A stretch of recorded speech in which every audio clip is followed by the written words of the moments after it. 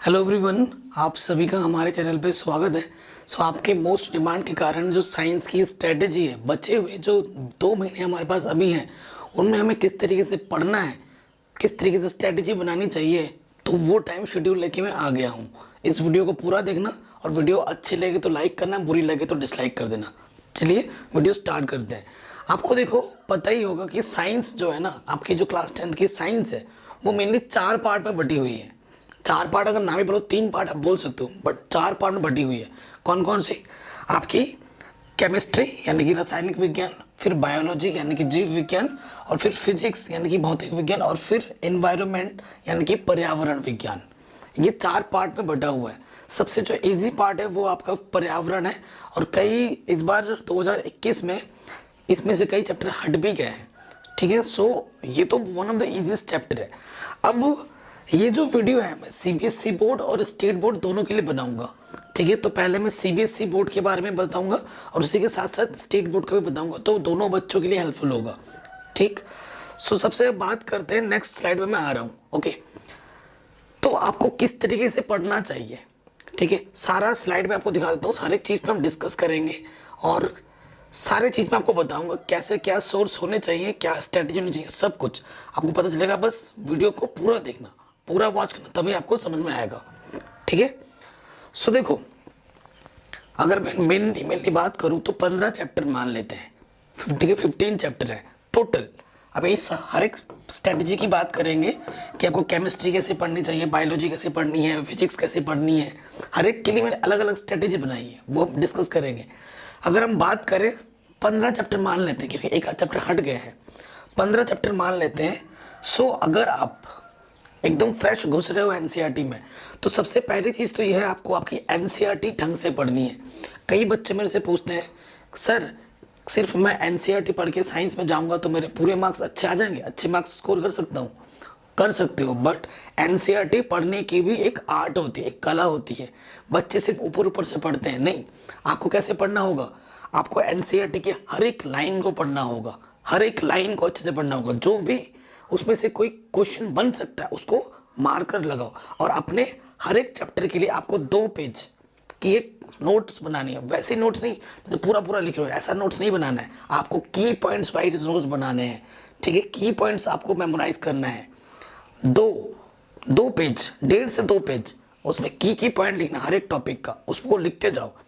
और हमेशा जब भी पढ़ाई करो, ठीक है, फुल कंसंट्रेशन के साथ पढ़ाई करनी है, लिखते हुए पढ़ाई करनी है। जो भी आप पढ़ रहे हो आप लिखो भी तो ज़्यादा बेहतर है। सिर्फ पढ़ने से कोई फ़ायदा नहीं होगा, क्योंकि जैसे जैसे पढ़ोगे और लिखोगे वो आपके माइंड में फीड होता जाएगा। अच्छे ज़्यादा देर तक आप उसे अच्छे से मेमोराइज कर पाओगे, याद रख पाओगे।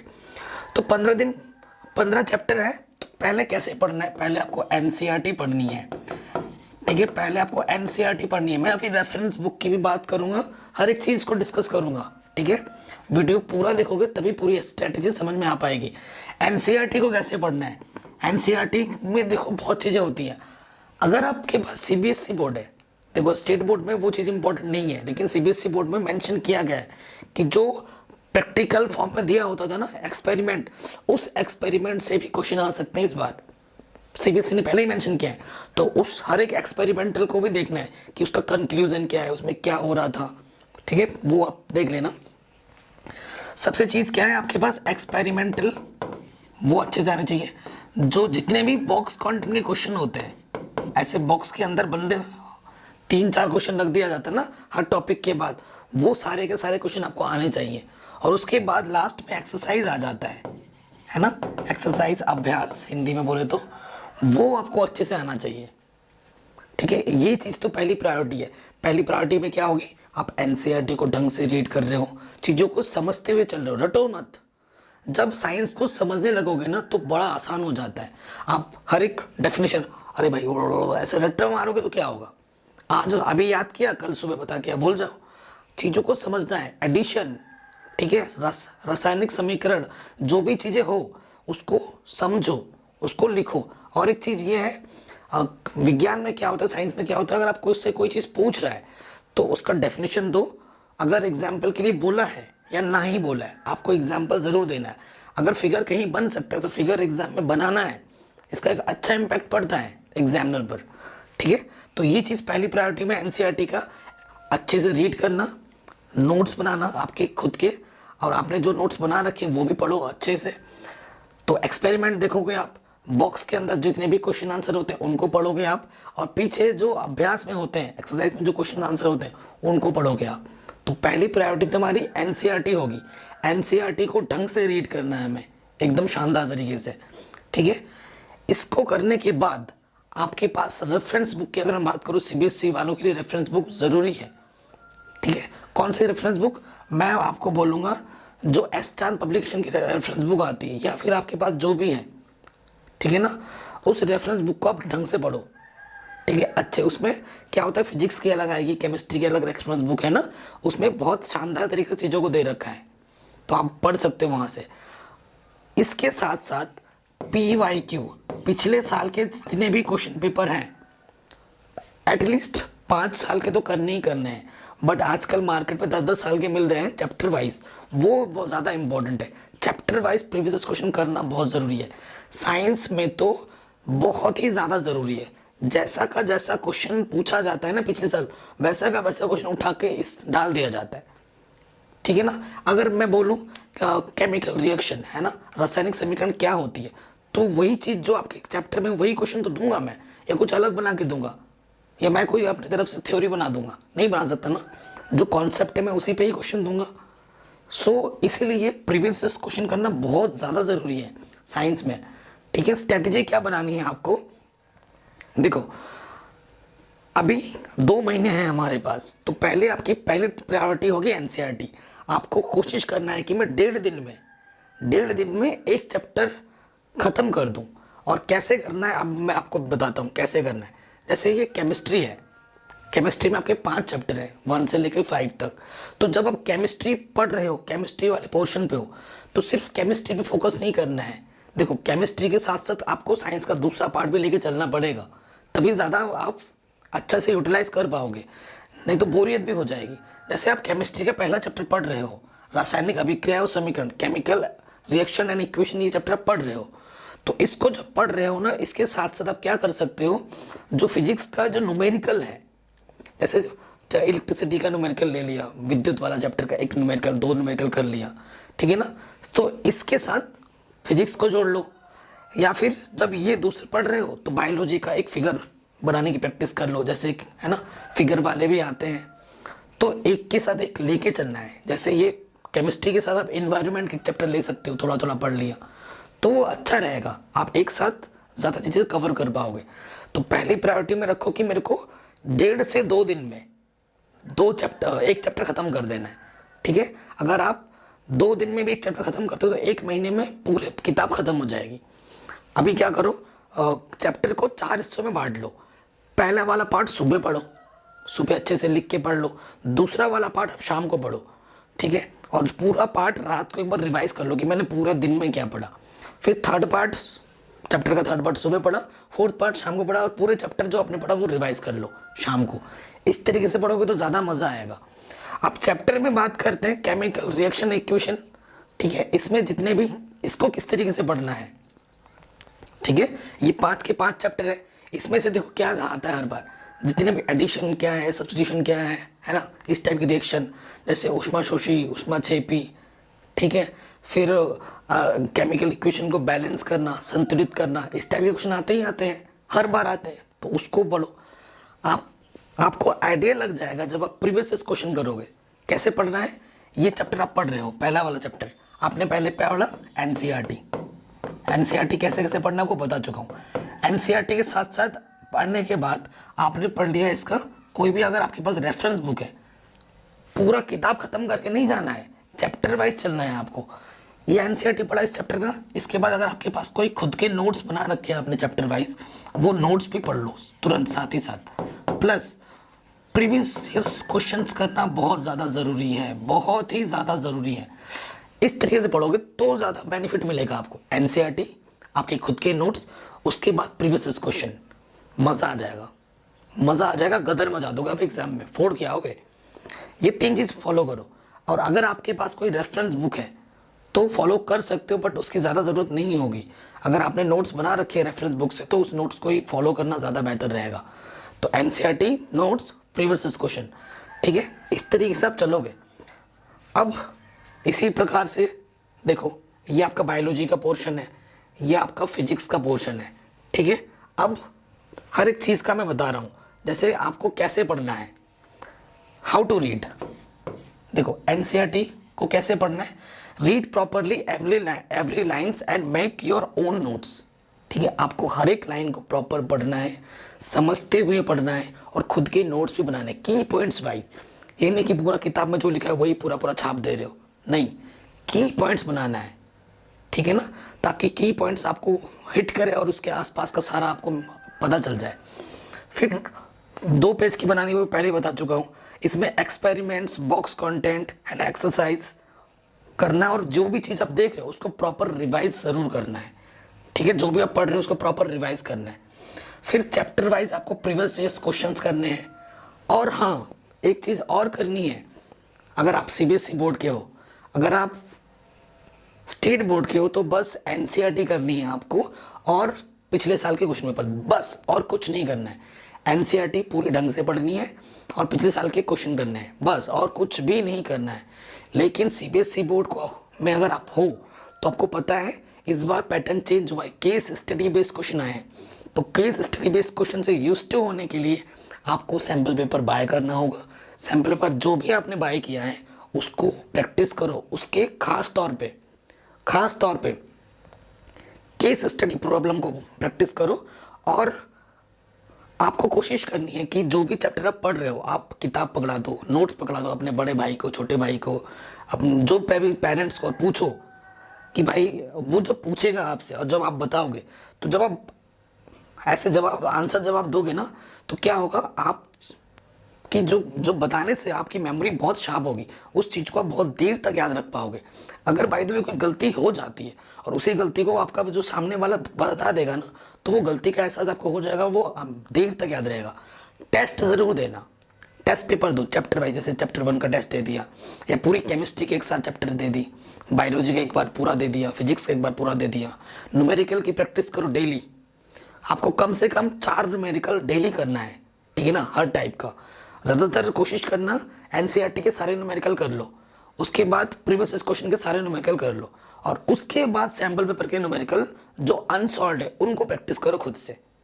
पहले मत करना, पहले एनसीईआरटी, फिर प्रीवियस क्वेश्चन, और फिर जाके सैम्पल पेपर जो भी आपने बाय किया उसमें जितने भी न्यूमेरिकल हैं उनको करना, ठीक है। तो सैम्पल पेपर करना बहुत ज़रूरी है, क्योंकि टाइम मैनेजमेंट का पता हो चल जाएगा आपको, और क्या गलती आपसे एग्जाम में हो सकती है कि इस सेक्शन में मेरे को इतना टाइम देना है या मेरे को इतना टाइम ज़्यादा लग जा रहा है, क्योंकि क्वेश्चन नो डाउट आपको आ जाएगा, लेकिन 3 घंटे में सारा क्वेश्चन पेपर करना भी एक खुद में बड़ी चुनौती होती है। तो वो चीज़ आप सडन जाके तुरंत एग्जाम में बैठोगे और करोगे, फिर तो नहीं होगा। आपको खुद से ही एक एग्ज़ाम का जो सेटअप होता है वो घर पे बनाना है, प्रॉपर एक पेपर लेना, सैम्पल पेपर खुद को सॉल्व करना है। देखो, आप खुद को देखो कितने क्वेश्चन मेरे से हो पा रहे हैं, कितने क्वेश्चन मेरे से नहीं हो पा रहे हैं, किस सेक्शन में मेरे को ज़्यादा टाइम लग रहा है, क्या स्ट्रेटजी आपको बनानी पड़ेगी एग्जाम के लिए, ये सब आपको पता चल जाएगा, ठीक है। ये बहुत ज़्यादा ज़रूरी है, ठीक। आगे अब देखो केमिस्ट्री कैसे पढ़नी है, केमिस्ट्री कैसे पढ़ोगे, फिजिक्स कैसे पढ़ोगे, बायोलॉजी कैसे पढ़ोगे, वो देखो। अगर आप केमिस्ट्री वाले पोर्शन को देखें तो केमिस्ट्री में आपको नोमेनक्लेचर मिलेगा, है ना, परमाणु क्रमांक आपको अच्छे से आने चाहिए, है ना, प्रॉपर कॉन्सेप्ट के डेफिनेशन। केमिस्ट्री वो वैसे तो जनरली आसान है, टफ नहीं है, बस जो भी रिएक्शन आ रही है ना उसको लिखो, ज़्यादा ऐसे रट्टा मारोगे तो नहीं याद रहेगा। एक ही रिएक्शन को 3 4 बार 5 बार लिखोगे बोल बोल के, अपने आप दूसरी बार जब लिखने जाओगे ना तो आपका पेन ऑटोमेटिक चलेगा। तो ये ध्यान रखना। केमिस्ट्री कैसे पढ़नी है, सबसे पहली चीज़ तो जो भी चीज़ आप पढ़ रहे हो उसको ऑब्जर्व करो खुद में, क्योंकि आप चारों तरफ विज्ञान से घिरे पड़े हो। ये सबसे बहुत बड़ी खूबी होती है विज्ञान की। मैथ में ये खूबी नहीं है, क्लास 10th की मैथ तो चलो ठीक है, मैथ जो हम पढ़ेंगे ना फ्यूचर में उसका कोई यूज़ नहीं है लाइफ में, कोई भी यूज़ नहीं है। लेकिन जो साइंस आप पढ़ रहे हो, चाहे किसी भी क्लास में पढ़ रहे हो, उसका डेली लाइफ में यूज़ है। सो उससे आप यूज टू हो सकते हो। साइंस पढ़ने में बहुत मज़ा आता है, ठीक है। सो देखो डेफ चीज़ों को जब भी पढ़ोगे आप तो समझते हुए पढ़ना है, डेली लाइफ से कनेक्ट करना है उस चीज़ों को, तो आप ज़्यादा देर तक उसको मेमोराइज कर पाओगे, याद रख पाओगे, समझ पाओगे। तो सबसे पहले तो वो हर एक जो भी कॉन्सेप्ट होगा उसका डेफिनेशन, ठीक है, उसका प्रॉपर कॉन्सेप्ट, कोशिश करो उस कॉन्सेप्ट का एक फिगर बनाने की अपने माइंड में, ठीक है, तो आप ज़्यादा देर तक याद रख पाओगे। उसका जो रिलेशन है और उसका जो रिएक्शन है वो, ठीक है, रिएक्शन जो भी एग्जाम्पल्स हैं वो भी विद एग्जाम्पल्स। आपको नॉमेनक्लेचर पे ध्यान देना पड़ेगा, और जो भी चीज़ है ना आपकी उसकी प्रैक्टिस प्लस रिवीजन, रिवीजन तो करना ही करना है। मैं जब पेपर देने आता ना एक सब्जेक्ट की कम से कम 10 से 12 बार रिवीजन करता था। अगर ये चैप्टर में 1 पढ़ रहा हूँ ना तो एग्ज़ाम आते आते मैंने उस चैप्टर 1 को 10 से 12 बार रिवीजन कर लिया होता है, करता था मैं। और जितना ज़्यादा बेहतर आप रिवाइज करोगे ना, आपकी अंदर का जो कॉन्सेप्ट है वो और निखर के आएगा।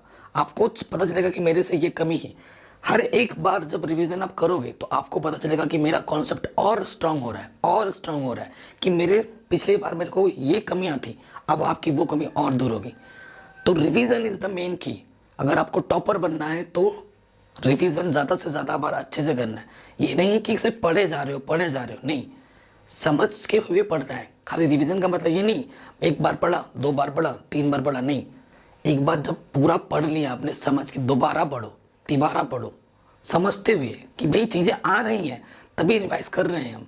अब नहीं आ रही तो रिवाइज कहाँ से करोगे, ठीक है। तो इस तरीके से पढ़ना है। फिर बायोलॉजी में क्या है ना, आपको डिफ़िकल्ट वर्ड्स मिलेंगे, उन डिफ़िकल्ट वर्ड्स को कॉपी में लिखो, उसके मीनिंग जानो। उसके बाद बायोलॉजी में फिगर्स होते हैं बहुत सारे, उन फिगर्स एनसीईआरटी फिगर्स की कुछ फिगर ऐसे होते हैं जो बार बार एग्जाम में भी आते हैं, उन फिगर को बनाने की प्रैक्टिस करो। फिगर के जो पार्ट्स होते हैं यहाँ वहाँ जहाँ कहाँ, है ना, मत पूछो कहाँ कहाँ, तो फिर उन फिगर्स के पार्ट्स के नाम लिखने की प्रैक्टिस करो, उनके क्या वर्क होते हैं वो भी एग्जाम में लिखने के लिए आ जाते हैं कि इनका क्या वर्क है, ठीक है ना।